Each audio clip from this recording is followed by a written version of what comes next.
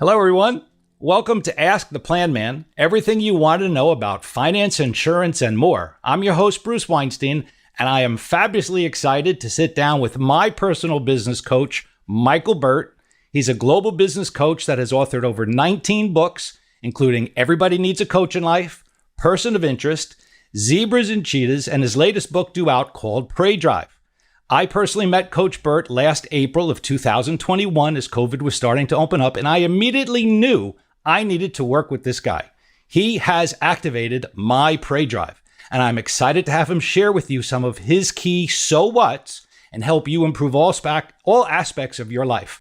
Welcome to Ask the Planman, Coach. Let's start with, why do you believe everyone in life needs a coach? You know, I think when you study human nature, Bruce, you quickly see that humans start with good intentions, they fail to follow through, and they experience guilt. This is a vicious cycle that we all have, by the way, is our brains are wired to move toward the path of least resistance. A coach is a stimulator. A coach is a professional reminder. A coach is a strategist. A coach helps you break this vicious cycle by engaging you in behaviors that allows you to do something tomorrow that you cannot do today. And this is really the value of a coach. And I would just say to the listeners out there, every major person that's done something big had a coach. Steve Jobs took a walk with his coach every Sunday, Bill Campbell. Jordan had Phil Jackson. Every major Olympian, most great CEOs have someone helping them maximize their potential. And that's why I think everybody needs a coach. I have pretty much sat in for about the last, 15, 17 months on a weekly group of yours. And I'm always impressed with you being such a student of the game, your game, where you study those relationships. You've shared with the group those relationships. What was your aha moment? And I apologize, we didn't introduce that. You used to be a basketball coach. You were a state championship basketball coach for a girls basketball team, and you transitioned from that into the coaching. So what was that aha moment for you that said, I'm ready for this next leap into personal and business coaching versus just on the hard floor of the basketball court? At 18 years old, I went to a coaching clinic, and I was a young basketball coach, and the instructor was a famous coach named Don Meyer. And he said, if you don't read another book this year, pick up a copy of The 7 Habits of Highly Effective People. And I went straight to the bookstore, and I did exactly what that man said. And I read that book, and I was fascinated by these 7 habits. Then I said, man, what I'm really doing is teaching kids how to be successful. I'm just using sports to do it. And so from 18 to 25, I went into this deep study of Covey, whole person theory, potential, finding your voice, maximizing talent. And I was just floored. I said, man, this is where it's at. This is where I need to be. So at 25 years old, something, I don't remember what prompted me to write my first book. This was 20 years ago. This is book number 1 of 17.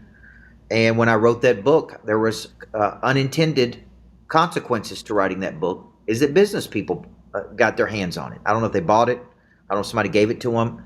And they began to ask me to speak at their companies. And I had no intention of doing this. This is what's crazy. I was going to be a high school coach, win championships, I had no intention of coach doing what I do today. None. Didn't dream about it, didn't think about it. And I went out and did some speaking engagements, and I go, man, I like this. This is good. I didn't think about the money. I didn't think about building a company. I literally just went out and enjoyed it. And that kind of flipped my switch. So at 31 years old, after I had won a championship, I was tired. I had given, 19 to 31, 12 years of my life to something. I was ready for a new challenge. And I retired from athletic coaching and started first, Bruce, speaking and corporate coaching, which means I went into companies and tried to help them drive some kind of bigger result. And, it was interesting to me because it validated my point. With a good coach, we could get more out of the people. What struggles did you encounter as you transitioned from basketball into the business world? The intensity that people went at in the business world, the lack of competitiveness, the inertia. I came from a sports background where we practiced every day, 5.5 hours. We had games every Tuesday, Friday. It was a year-round thing.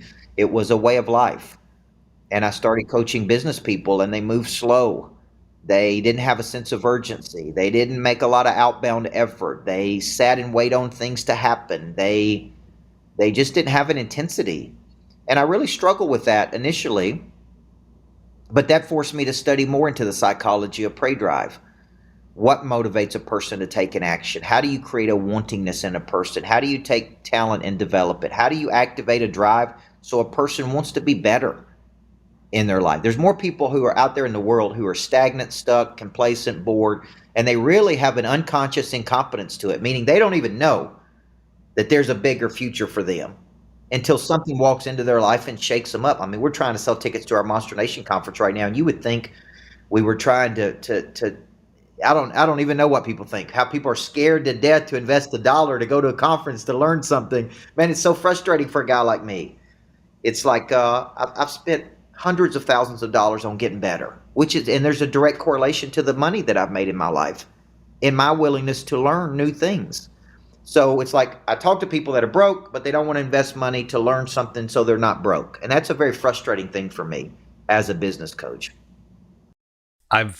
I've been listening to books on tapes. I'm dating myself, of course, since the 1980s. It's moved to CDs and then now the world of podcasts. But I used to listen to Earl Nightingale and Zig Ziglar, and you mentioned Stephen Covey. And for me, over my 35-year career, I've always been willing and open and receptive to seeking out different messengers. It's not that every word of everything that everybody says is going to resonate, but I'm able to glean from my personal growth and from my business growth. And as you hear and often say, is we never stop learning. We either evolve or we die.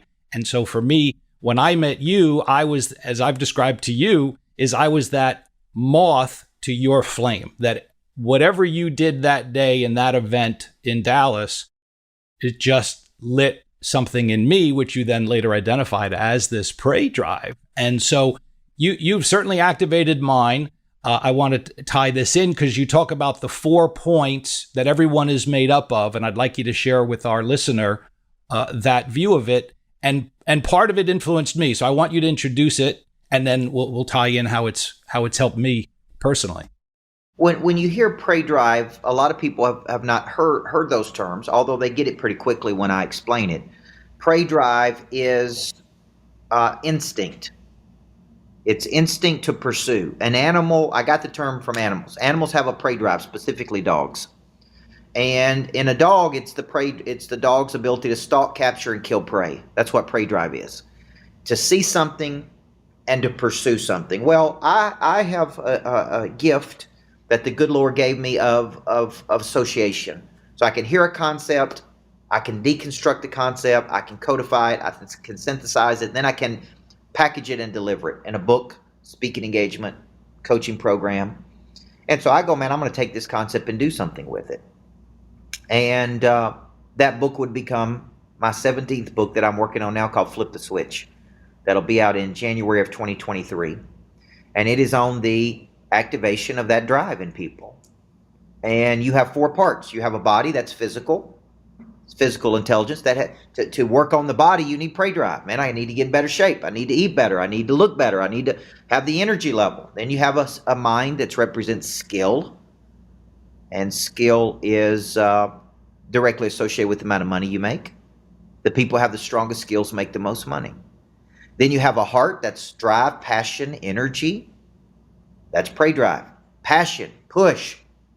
And then you have a spirit, which represents your spiritual nature, confidence, faith. And I like to work on all 4 parts of your nature. When you flip the switch in one area, you could flip the switch in all areas. And that's really important. See, when you came to Dallas, eventually you got your health to a better level. You're playing at a higher level mentally, emotionally, physically. You're working on all parts of your nature. And I don't think we can have a conversation about talent and potential if we don't talk about the whole person. The the aha for me, having done this, being in sales, being self-employed, being self-reliant on generating my income, I always had this drive and this motivation. My appetite was never sated. I always wanted more. I got my first BMW 3 Series and I walked out there disappointed it wasn't a 5 Series. I got my 5 Series and then I was disappointed it wasn't a 7. Like nothing was ever satisfying and I couldn't identify it. And it was somewhat a little bit self-destructive in my 20s for sure, because you're just constantly on this grind and this chase. But until I heard you say it and put that word prey drive in there, it was kind of like, that's me. It's always been the pursuit, and yet the pursuit and the achievement doesn't reach satisfaction. And to your point with the dog on the hunt, it's not about the kill, it's about the next chase. And as a good salesperson recognizes, or maybe is unrecognizing about themselves, is that they have that. It's the next deal. It's the next deal. Yeah, I just got the biggest deal of my life. What's the next one? Because we're not sated and we have that prey drive. As you mentioned, the body, since you and I have met, and part of your, the 4 points of body, mind, heart, spirit is you and Natalie, your lovely wife, helped influence me. One of your triggers of prey drive and flipping the switch is embarrassment. And a year ago, my birthday's coming up, and a year ago, I spoke at another event that you were at. I seem to follow you around the country now, and there's a purpose and a reason why. I love seeing you speak. And I recorded myself speaking at that event. My wife, Robin, recorded it, and I saw the pictures of myself, and I was absolutely horrified at how heavy I had gotten. COVID or otherwise, I was still heavy and overweight, and I left that event. I had one more weekend of activities, and then I called Natalie, and I said, let's do it. And this week, I will be proudly announcing that I will surpass my 60-pound weight loss level. Still got more to go. I'm pacing myself a little bit differently than the initial push, but I have pictures of you and I throughout some of that journey, and I hate looking at the original pictures. And when I saw you in April, I was proud to take a much trimmer, leaner picture with you. So in the sense, the reason I'm sharing this is the prey drive activation is more than just business related, because when I got my body right, my mind was getting right at the same time, which then only elevated my business prowess and got back into a fight and the arena, getting in the ring, right? Boxing is getting back in that ring, that renewed confidence. I had my knockdowns. People know some of my story of what happened. I've shared it with you. And so it was a struggle to get back. And with thanks to you, a lot of these prey drives triggered that.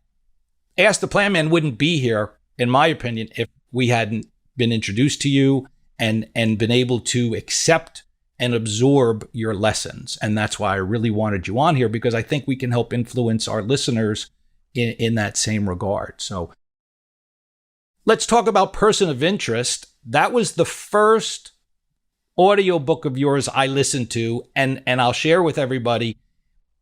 I left this event in Dallas. I had an opportunity to sign up for something deeper and bigger with Coach Burt, and I'm getting at the airplane and I'm signing up for something, and it downloaded to my phone, and it was one of his books, Person of Interest, and I listened to it and again kept having all these aha moments. So let's talk about Person of Interest, because I think to our listener out there, they need to know what this concept is and how they can apply that to themselves with your other lessons. 3 years into my business, I was somewhat frustrated, like a lot of small business owners, because I felt like I was chasing leads. Didn't have enough leads, wasn't generating enough business. And when I'm frustrated, instead of just complaining about it, I go looking for a solution. And I wrote down on a napkin in a restaurant with my best friend, I'm going to become a person of interest. I want to attract business to me. It was based on a quote that Jim Rohn said, to attract other people, we must become attractive. And I kind of went there. I have a vivid visualization, which means I can see things very clearly in my mind. And I went to a place where I was in high demand. I was making the money I wanted to make. I was doing what I loved to do. I was getting high levels of leads that were coming in. And I started working backward and reverse engineering it. And so I came up with these ingredients. I was in a coaching program at the time called Strategic Coach, which was incredibly valuable for me. It was built by a person of interest named Dan Sullivan. It was kind of a freak of nature, had all these structures and entrepreneurial thoughts. And so I said, man, what does this dude have that other people want? And I started building out a little stick man, and I built out 8 ingredients of people of interest. Now, here's what's interesting, Bruce. I wrote that book, 7, 8 years ago, and it's more popular today than when I wrote it 7 or 8 years ago, because since then there's been the advent of the social media, podcast. It's exploded. And one of my media coaches in New York City one day many years ago said to me, you don't have to be in the movies to be famous anymore. It has to do with the number of people who feel connected to you that makes you famous. Connection is the new famous. Well, you and I are connected right now, and you're in, where do you live? New Jersey? New York? Oh, you're in Florida. Look at you, man. You're moving up in the world. And you're down there with all the rich people. And, so you and I are connected right now. People who watch this could feel connected to us. People want to work with people they know, they like, and they trust. So we're getting to know you. We start to like you. The question is, can I trust you? And then when we flip the switch to the trust, well, then, as you've said, when problems are solved, money exchanges hands. And so when you're showing somebody, you're listening, you're empathetic to their situation, and you've got a solution to their problem, they're willing to exchange the money for that solution. And that, I think, has been the key to your success. Yeah, and visibility, but you need visibility. You convert the visibility of being known into monetization. And Bruce, this is where a lot of people struggle. You mentioned a little bit earlier about the eight-figure stick person, and the word you use is deconstruct. And I've seen you at work doing it when I've traveled with you. You have your notepad, and you have pages and pages of, I'll just use the term flow charts of, and you've shared it in the group, getting from A to B, but there's a lot of steps in between to get to B. And so my struggle, I don't have that, let's say, aptitude or capacity to be such a strategic thinker. And that is a massive skill that I recognize in you. How do you think that came about? Is it something that was there naturally, formulated, you worked on? Somebody like me who can't naturally do it, how can I get better equipped to try and do that? Well, I don't know where it came from. I know I sat with a woman in a coffee shop one day. I don't even know her name. I don't even remember her name. I only met with her one time in my life. And she introduced me to a concept of mental mapping. This is what I'm doing while you're talking right now. See, and what it is when, as you talk, it opens up neural pathways in my brain, and I associate concepts with each other. So you say this, it triggers this. It's like file folders. And then I spend a lot of time, like when I map out my week, I'll just show you, like this is me mapping out my week for your viewers. For the listeners who aren't seeing the visual, it is a page full of circles and lines and boxes, and the page is full. Yeah, it's all kinds of associations. Like I got Monster Nation, The Greatness Factory, Success Schools for Kids, Flip the Switch book, Results Engine, Partnerships, Team, upcoming events. And it's just like my mind is going, boop, I need to do this. Boop, I need to do that. And here's something that I do that'd be a tip for your listeners is, man, I spend a lot more time than most people thinking, meditating on concepts, studying, breaking down, deconstructing. Like I think a lot of people read books. I read books and deconstruct those books. And then I'm teaching, like I can read a book on Sunday and Bruce introduce a new concept to you in the coaching program on Monday. And it's not even a new concept. It's just a new twist or wrinkle on something I've been teaching you that helps you to better understand it. And so I think it started by having that meeting with that woman and her going, and here's what she said to me: the mind remembers things in pictures, not in linear form. Most people take linear notes, like to-do list. And she said, you need to draw pictures. And she showed me how to mental map it. Boom, boom, boom, boom, boom. And from that point forward, man, I've been doing that ever since.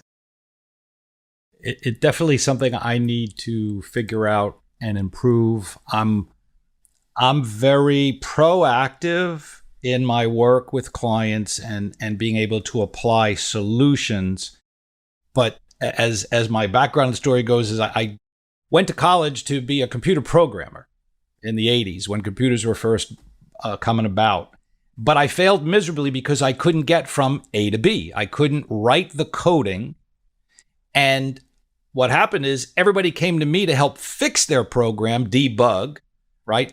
Find the problem, help me solve it. So I was adept enough to figure out the problem, but I was not adept enough to code it. And so that's where you compliment me. And I wanted to make this tie-in as I was preparing for the show is a good CEO, a good business owner recognizes their strengths and surrounds themselves with people to fill in the gaps. I can't be what Coach Burt is. I don't have his makeup, his wiring, his capacity that he does to deconstruct. So for me, I invest in being with Coach Burt and helping and learning from him to either bring in those skills or to rely on him for those skills to help me deconstruct problems that I'm challenged with. And so that's what a good business owner needs to do, is not get lost in, I need to be everything in all aspects of the business, but find the right partners, the right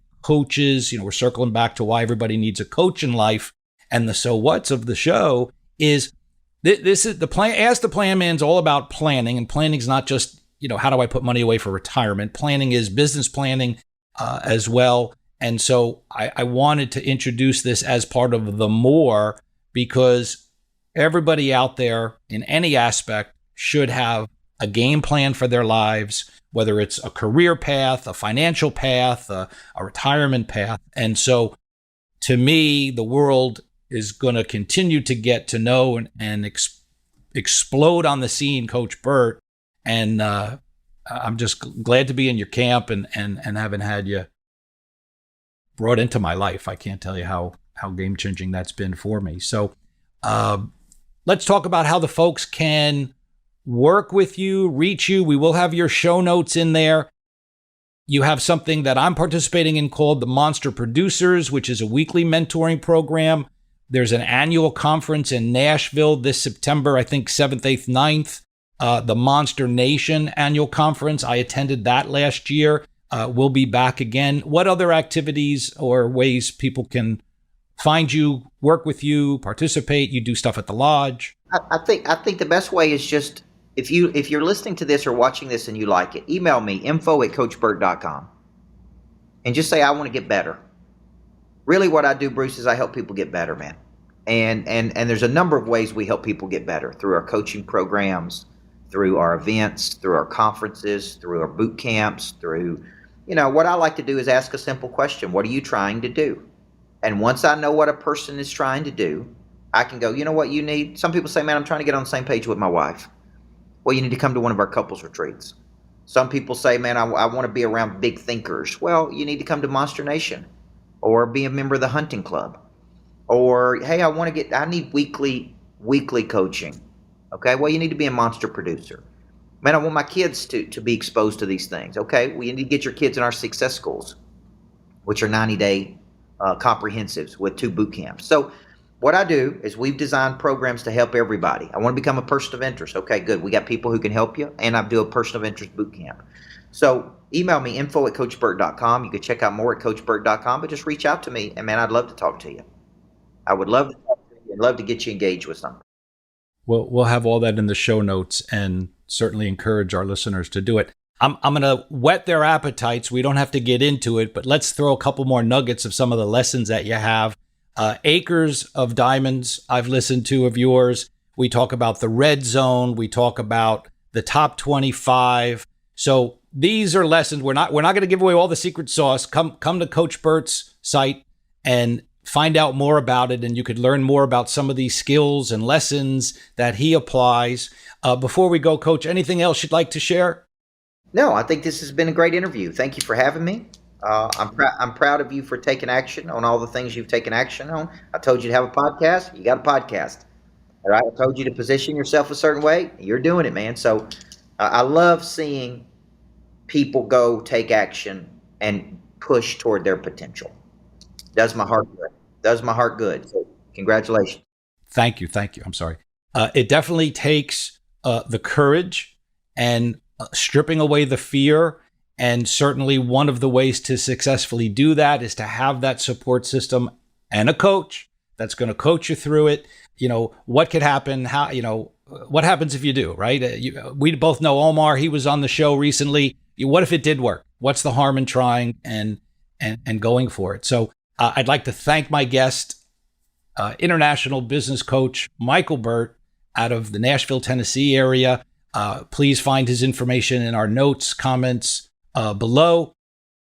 I'd like you to also think about sharing this podcast, liking it, subscribing to our show, and promoting Coach Burt in your areas and walks of life. I'd love to hear from you. Reach out to me at bruce@asktheplanman.com. Go to our website, asktheplanman.com, or call our toll-free number, 844-PLANMAN.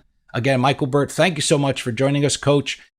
Remember, everybody, when you need advice, always get it right. Come ask the Plan Man. We'll see you next time, Coach. Thanks again for being with us. Thank you, man. Proud of you.